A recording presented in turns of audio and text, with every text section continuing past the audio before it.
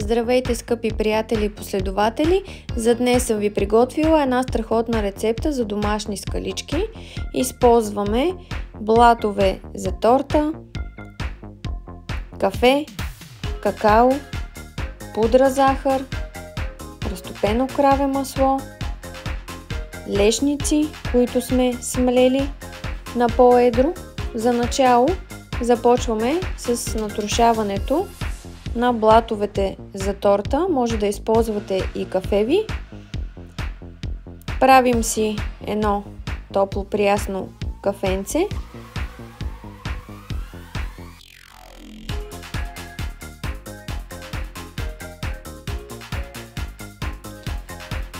Смесваме всички продукти в една дълбока купа, тъй като ще трябва да оформим нещо като тесто.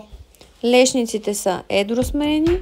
Изсипваме 150 грама пудра захар, 125 грама разтопено масло, 100 мл кафе и 2 супени лъжици какао.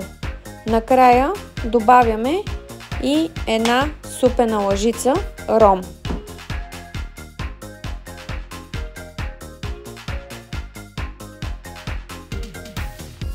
Разбъркваме добре, докато се получи хомогенна смес, която покриваме с домакинско фолио и прибираме за 30 минути в хладилника.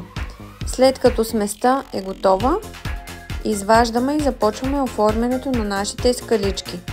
По желание, вътре може да си сложите някакъв плод, като ягодка или малини, също става много вкусно.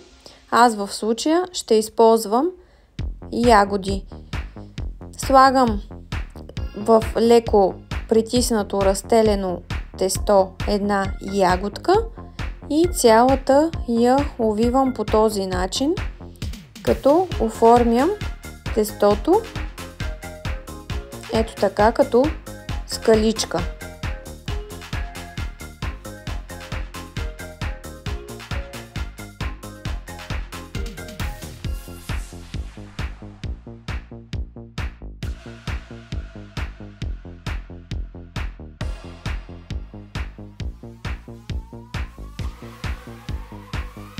Това количество от сместа е достатъчно за направата на около 12-14 скалички. След като сме готови, отново ги прибираме в хладилник за около 20 минути. През това време разтапяме един млечен или черен шоколад, който ще използваме за заливка на водна баня. Подреждаме скаличките на скаричка, заливаме отгоре с шоколада.